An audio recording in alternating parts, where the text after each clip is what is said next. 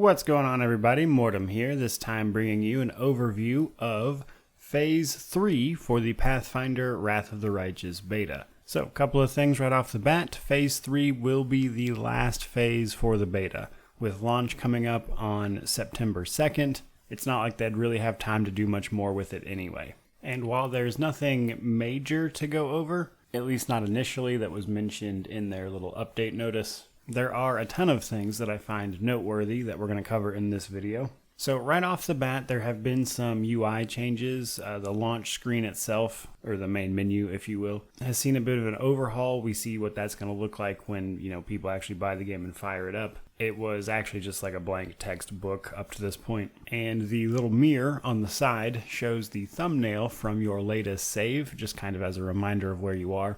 This is pretty common in CRPGs, but normally it's just like a little thumbnail next to the save file when you hit load game, so it's kind of cool to see that to the left, and it looks pretty. But the UI enhancements don't stop there, of course. There's actually several things here I want to mention. For instance, there was a much requested feature to be able to manually end your spells, such as spells like web, because web lasts a long time and it's really annoying to be caught in it, especially if it's your spell. So you can now use the spell dismissal skill to dismiss your own spells, which is nice. They've also added the ability to craft in the town hubs, that is to say your safe location hubs as you move act to act. Previously, you were only able to craft in the resting menu. However, you can just do it in town while you're in hubs now, so that's going to be pretty cool. Now, in addition to those things, there's a lot of small changes that are kind of hard for me to sum up as a whole. However, just across the game, for somebody who's had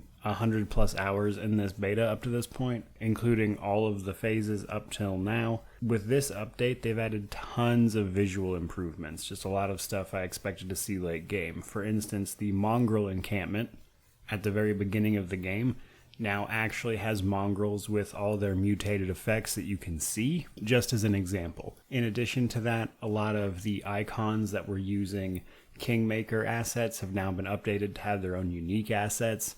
This is like the little thumbnail icons you'll see in your inventory. Those items, most of them now actually have their own unique thing. There are still some that are, of course, using the Kingmaker stuff because a lot of that stuff just gets reused. That's very common across the industry. But they did update a ton of that stuff. In addition to this, they added even more voice acting, which I think is welcome across the board. Personally, I don't really care much about voice acting. I don't think it affects the quality of the experience for me personally, but it is something I know for a fact that a ton of people enjoy, so that's big news for a lot of people. At this point, basically every major scene is voice acted, so things with your companions, story relevant stuff, all that's voice acted.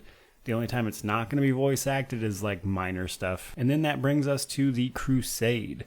So, unfortunately, I was not able to get far enough in-game to actually get the new footage of this stuff because this phase did actually obsolete old save files, and I didn't have time to sit down and burn through the first act of the game real quick. And by real quick, I mean like 3 or 4 hours. But as soon as I do so, I will probably make a dedicated video about the Phase 3 situation for the Crusade system, as that is a system in-game that I'm very personally interested in seeing the evolution of, especially given that it is essentially the replacement to Kingmaker's Kingdom Management system, which I did not like at all. But there's a lot of UI improvements apparently. There's a lot of buggy, glitchy stuff that was going on with the Crusade that is supposedly fixed with this phase. So I will, at some point, be doing a video specifically about the Phase 3 iteration of the Crusade system. And beyond that, there's just a ton of bug fixes. There are still bugs very much so present. It is a beta. And with any luck, all of the game-breaking ones will be squashed by launch day. Me personally, I've only really encountered visual stuff, which, is pretty par for the course for a beta for sure.